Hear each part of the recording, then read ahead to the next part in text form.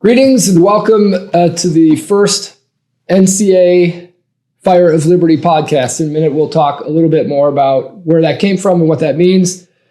But I would welcome you in the school's new motto, which will be the motto moving forward for the school, Sapientia, Operibus, Vindicata. It means wisdom is vindicated by its works.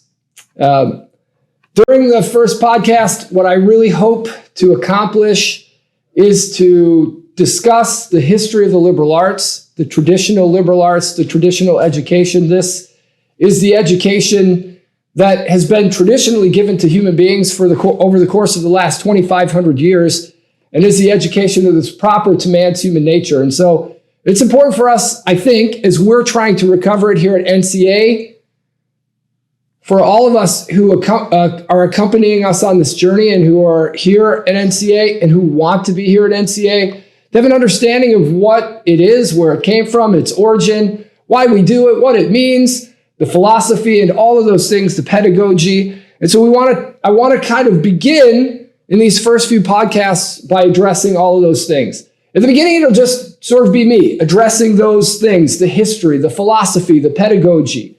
And then as we continue to do the podcast, we'll bring staff members on.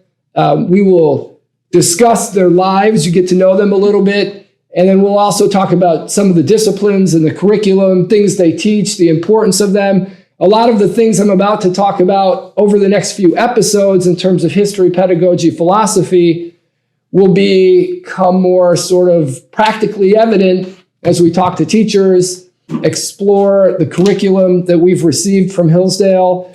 And I think that all of it will begin to just make a little bit more sense for everybody. And really, that's our hope. We are teachers at heart, teachers to begin with. And no matter who we're with, whether it's the students or the families or each other, our goal is education. When you go into the break rooms during the school day, what you will see and hear are teams of people who love what they do, talking about what they do, continuing to try and grow in what they do and get better at what they do, whether it's understanding the discipline that they're teaching in a greater way or the practical ways of being the art of teaching, the practical ways of being in the classroom and managing children. To begin with, for those of you who don't attend, who might be watching this, Naples Classical Academy is a tuition-free public charter school in the classical liberal arts tradition of Western education. That means it's free. It's for everyone who wants to come. And the primary focus of what we do is the education of the Western man or mind. And so with that in mind, I just want to get started talking about a few things here. First, you'll hear the liberal arts talked about in a number of ways: classical education, the liberal arts education, traditional liberal arts education. I think the best word is traditional. And the reason why I think it's the best word to describe it is because it's really the first system of education that man was, that educated man. And so I think, at least from my perspective, I prefer the word, this is the traditional means of educating human beings. We adhere to the traditional means and styles and methods and content involved in learning. And so that's kind of the way I would want to think about it, is traditional. There've been often times where I've heard the modern public school system referred to as a traditional system of education, but the reality is that the modern government instituted system of education, which is the public school system, really is it's an innovation. It's new. It's really only a couple of hundred years old. And so what I would like to do is show you how this is the traditional means of education by just going back into history. And we would start 2,500 years ago in Greece, because that's where it began. And as a sort of helicopter overview, It began in Greece 2,500 years ago. It was adopted wholesale by the Romans after the sort of decline of the Greek Empire. And then after the fall of the Roman Empire, there was again a sort of a decline in education, though it never disappeared. And that's much like our own time, I would say. It faltered for a little bit, but never disappeared after the fall of the Roman Empire. It was revived by religious orders during the time of the Christendom, the civilization that arose after the fall of the Roman Empire. Many of us think of it as the Middle Ages, but also called Christendom. Revived by religious orders, like the Benedictines, recovered wholesale during the civilization of Christendom, and then kind of brought to perfection during the Renaissance, and then passed on to England in colonial settlement, and then brought to America at the time of its founding. The founders of America were mostly traditionally educated, liberally educated, classically educated. Because at the time of the founding of America, the liberal education, the traditional education was still thriving everywhere. There was no other means of educating the human person. And so most of them were traditionally educated. I'm going to start there for a second, and then we'll go back to Greece and walk through Greece in this first episode. The podcast is called The Fire of Liberty. I took that name from a reading I was doing regarding George Washington. Americans sometimes tend to think of America as this kind of thing that came up and it's kind of its own thing. And it's not. It's a product of the history which we're about to go through. Americans probably thought of George Washington very much like the noble Roman patriot Cincinnatus. And so he had this, they viewed him in this very sort of particular way. They saw him as this very well-educated, articulate, thoughtful, moral man. And the name of the podcast comes from a quote that I recently came across from Washington, wherein he says, "The preservation of the sacred fire of liberty and the destiny of the Republican model of government are justly considered as deeply, perhaps as finely staked on the experiment entrusted to the hands of the American people." That's from George Washington. In that quote, what I hear is the traditional education.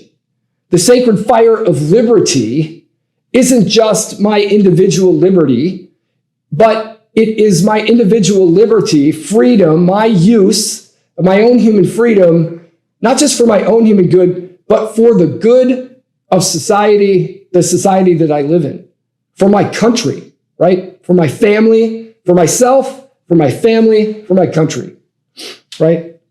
And so it really struck me because I know that oftentimes we tend to think of liberty, freedom, that's what that word is associated with. We tend to think of it as,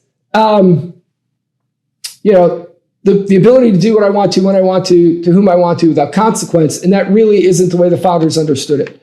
The freedom was deeply staked to virtue, and that is a huge part of the history of traditional education.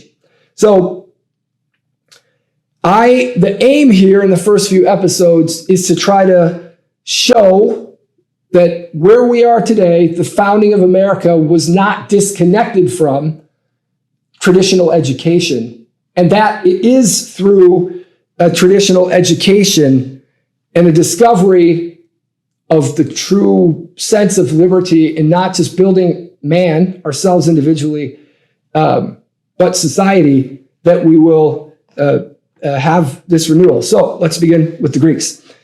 I would start there by quoting, funny enough, someone from the Middle Ages, Thomas Aquinas, commenting on a text from Aristotle called De Anima. In this case, Aquinas says, All knowledge is obviously good because the good of anything is that which belongs to the fullness of being, which all things seek after and desire.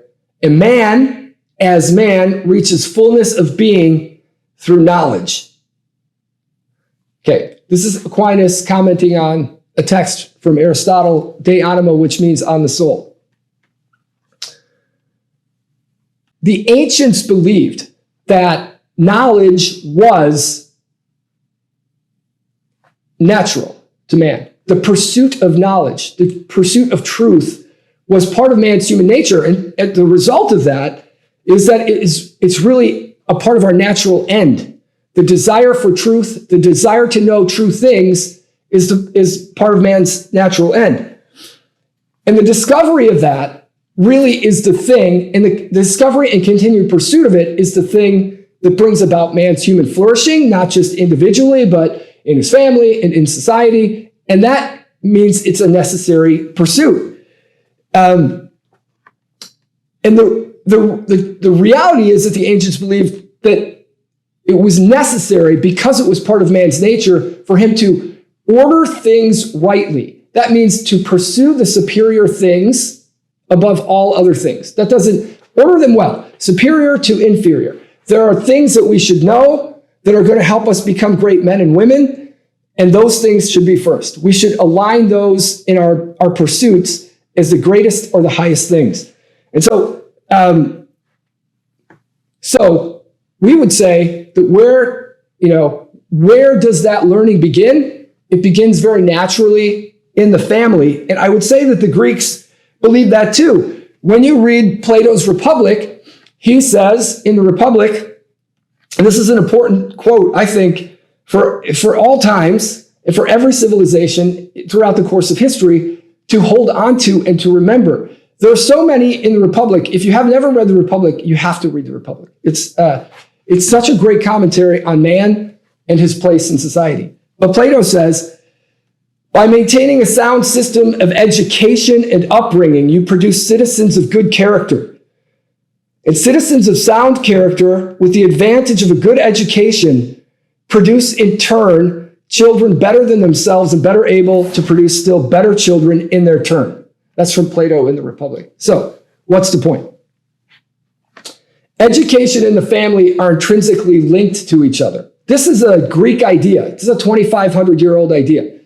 We are born by nature, made to know truth, and the first people who teach us that truth are our parents, right? That's who we learn them from, in the family. It's an essential place where learning begins, right? And so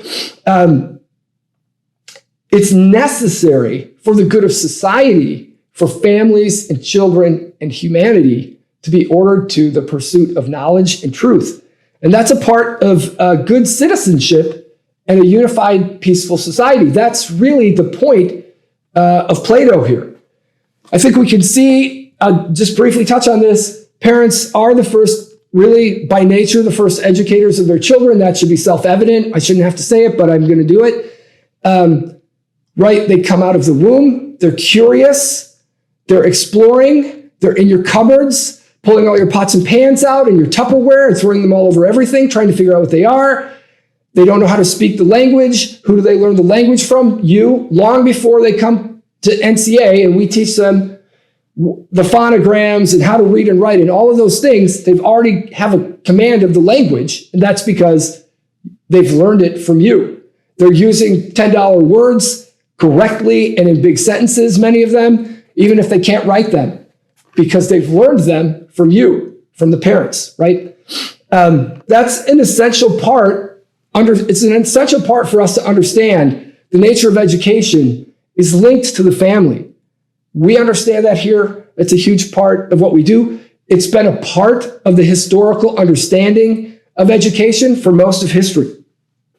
And the point I think that Plato is making here is that we cannot have a unified, peaceful society if we don't have the combination of a great education ordered to the making of man, his soul, his mind, his will, and parenting working together to produce the sound character of human beings. Okay, so that's just a little bit before I dive into the specific history. So that you kind of have an idea why does the history matter? Because that's where we're going. All education is ordered to the making of man, the making of his mind, so that he can be perfected in intellectual virtue and moral virtue, so that he can become a great souled man for the good of himself, his family, and his country, right? Our confidence springs from that. Our end is happiness, and we won't find that until we pursue the things that we were made for. And so, moving on, but remaining in Greece, that's a little bit about kind of the philosophy behind it. We'll get more into that later, but here's the history. Plato's Republic was written in 375 BC. So that's approximately 2,500 years ago. That text is a seminal text that we still explore in the curriculum here. It talks a lot about the nature of man and the creation of society. And in that text, you will find the outline for the traditional education. And it was there in Greece with Plato and the Greek philosophers that education began. 12 years after writing the Republic, he founded in 387 BC what was called the Platonic Academy. Shortly after that, Aristotle founded the Lyceum in 335 BC. These are probably what you might call the first liberal arts academies, though I'm pretty sure they would not have thought of it that way. They may have thought of it more as the first sort of human schools, educating the human person for the good of himself and for the good of his family and the good of society. This view of education and the soul of man and his activity are passed down throughout the course of history. The idea of the Greeks, much like when we look at art and the great sculptors of that time or of the medieval period of Christendom, is that man himself, his soul, is a work to be sculpted by intellectual and moral excellence are the thing that sculpt his soul. And that Greek word arete means virtue. And so that is a very prominent theme in very prominent theme that you would find in the Greeks. Education then to them is the making of man, the forming of his soul toward truth and goodness. It's not vocational training. And that isn't to say the vocational training isn't important. It's to say that the first thing is the superior thing, which is the forming of the soul. And so we have to order those things well. It seems like the Greeks really understood that. Man could be a farmer. Man could be a politician. Man could be a scientist. He could be a philosopher. But the first thing that has to happen before he is any of those things is that he has to form his soul well, his mind and his will. The general structure of the modern liberal arts curriculum is derived from Plato and the Republic. And it's found in these two words, which you hear a lot among traditional educators, the trivium and the quadrivium. The trivium consists of grammar, logic, and rhetoric. Those are the sort of three disciplines of the trivium. And the quadrivium consists of arithmetic, or math, if you want to think about it that way, astronomy, music, and geometry. When you combine these things, right, so I'm not a science guy, I'm not a literature guy, all of these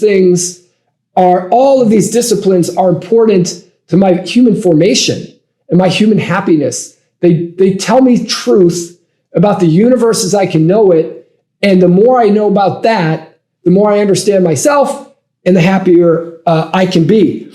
These two things, the trivium and the quadrivium, speak very much with clarity about the relations between the two, and there is a unity among them. And so that's why the Greeks, that's why you see the disciplines ordered in this way with the Greeks. It helps to overcome, I would say, those two things together, and this is kind of the point I'm trying to get at, is they help us to overcome what this sort of opposition that we seem to think exists between the humanities and the sciences. There really isn't an opposition, and the Greeks never saw it that way. They saw them as a unified part of a whole. And so that whole work they saw, when we think about it, if we want to go back to the trivium for a second, that whole work is done in stages. And so we can think about it in these three stages: the grammar stage, the logic stage, the rhetoric stage. In the grammar stage, which is about kind of like a K to 5 sort of thing, at least in the modern world for us, what are we doing? We're helping students to excel and build a foundation, and that includes memorizing things, but it also includes, a lot of learning things that they don't know. And the two primary things we do in the grammar stage are the language. So we teach them to become masters of the language through here at NCA, what we would call phonics. We call it literacy essentials. And then math. And here we use Singapore. But math and the sciences being of that other stage, the quadrivium. So the primary focus, even though it's the grammar stage, where they don't have a deep understanding of the language and the math and sciences, we are helping them to develop a mastery of it. I'll talk more about the phonics program later, but then you move on to the logic stage, which is more sort of middle schooly for us in the modern world, 6 to 8. And there, what we're doing, now that we've mastered the language and we've got this foundation in the sciences and math, and now we're helping them to think logically and more clearly, and to see the truth in the things that they're reading, in the math problems that they're doing, the science, those sorts of things, seeing the universe in its beautiful order and truth and goodness. And then from there to the rhetoric stage, which is the stage where they're kind of growing up, and they're almost ready to move into adulthood. They're going to be leaving us in a few years. And at that point, what we hope is that now you've mastered the language, and now you have a really good understanding of what a good argument is, and whether a thing that you're reading or seeing is actually logical and true, or whether it's false. It doesn't come to a logical conclusion. And that way you're able to put your own arguments together and to write your own essays and make them beautiful, right? The great statesmen that we are used to, which we rarely see anymore, right? The Lincolns and the Washingtons and the Sam Adams, which we see so little of in the modern world. Those are the things that we are working with them to create. We hope that they'll become orators, right? And writers who are articulate and thoughtful and able to command the language and make great and beautiful arguments for the things that they think and believe. This is all a product of Greek education. We can think of the trivium too in another way, grammar, logic, and rhetoric, in each individual discipline. Every discipline has its own language, right? So physics has its own language, right? Time and space. We have to think about what those things are and what they mean. We have to know what they are. If we don't understand what they mean, what we mean by those things, then it's very difficult for us to move into the next stage, which is the logic stage, studying physics and understanding the truth that we're seeing, right? And so every discipline goes through its own sort of trivium, right? There's the language, the logic, and then the rhetoric. Now that I understand the language of physics and I can see the truth in my studies of physics, now I can speak clearly and articulately about physics, because I've been through that trivium in the discipline. It's a very important thing to understand. This is a very Greek way of learning, and the foundation is built right here in the 4th century BC. It's important, I would say, and the Greeks thought this, and it's important for us to understand this. The type of education that we give our children, this type of education, I've just briefly sort of described it, is the type of education that entire cultures have been built on over the course of history. And the way we educate our children and ourselves is going to determine the culture that we have. There's an amazing text in the Republic, which I think is worth talking about right now. And I'm going to end here in this first episode, where Plato talks about how education, understanding that it's ordered to the highest things that man seeks, for mostly his human happiness, which requires the pursuit of wisdom. Note, refer here to the school motto, requires the pursuit of wisdom, that all of the culture is ordered to getting the superior things ordered properly in light of the inferior things. And so he says here in the Republic, you should hesitate to change the style of your literature because you risk everything if you do. The music and the literature of a country cannot be altered without major political and social changes. That's from Plato in the Republic. Now, as we move through in the next episode, the history of the liberal arts, what you will see is that as this education is thriving, so too are these civilizations. When this education and the proper understanding of it are not, there seems to be a correlation between the thriving of the civilization and its decline and collapse. So, come to a close today. The next time we get together, we'll go through the rest of the history of liberal education all the way up to the modern time. We'll talk a little bit about where we are in our own time. But until then, Sapientia, Operibus, Vindicata.